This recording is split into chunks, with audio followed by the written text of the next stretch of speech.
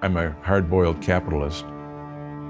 When you create a product, you know it works or not when you make money on it. I am Mike Keiser. I develop golf resorts in remote locations.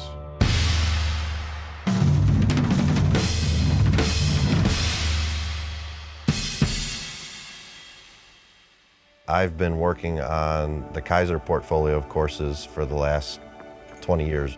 What Mike did really is turn the industry on its head. He said, I'm going to go to where the golf ground is great and try and build a great golf course on great property with great architecture and see if they'll come.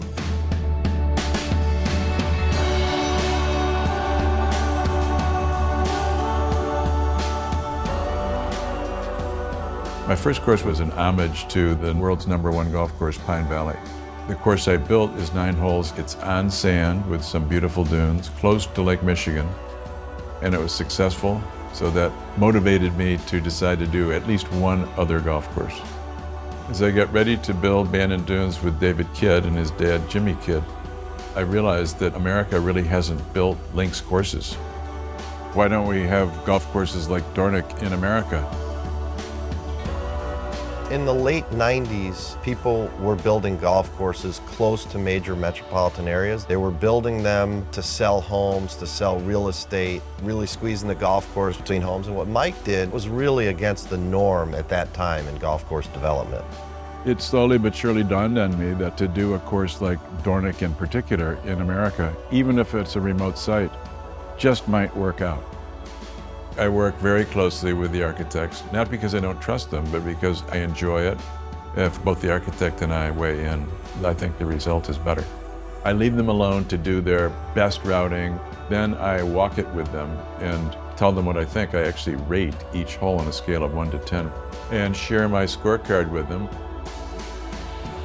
Cabot Cliffs, number 16, which is a par 3 over the beach to an unbelievable green site. That would be a 9. That's a 9 that wants to be a 10.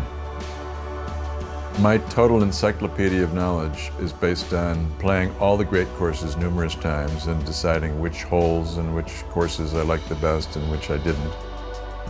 So my job when I walk a brand new routing with an architect is to represent the retail golfer, that is the golfer like me who usually doesn't break 90.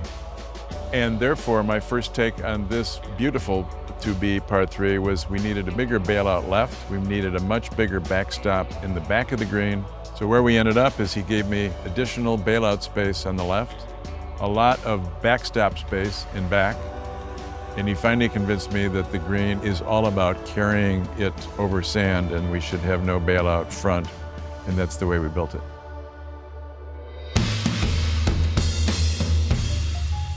We are in Rome, Wisconsin.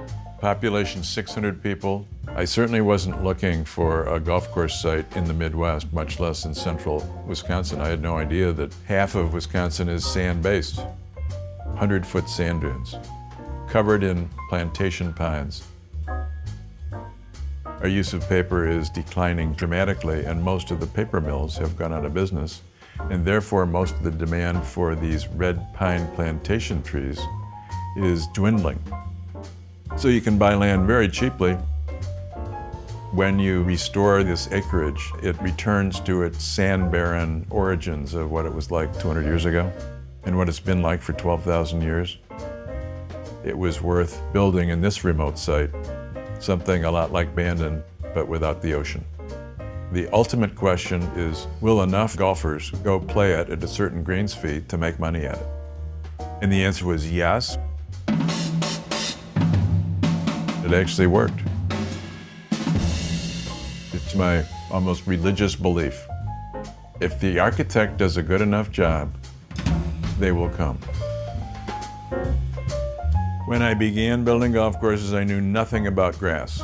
If you were to quiz me now, we would find that I still know almost nothing about grass. It is really boring.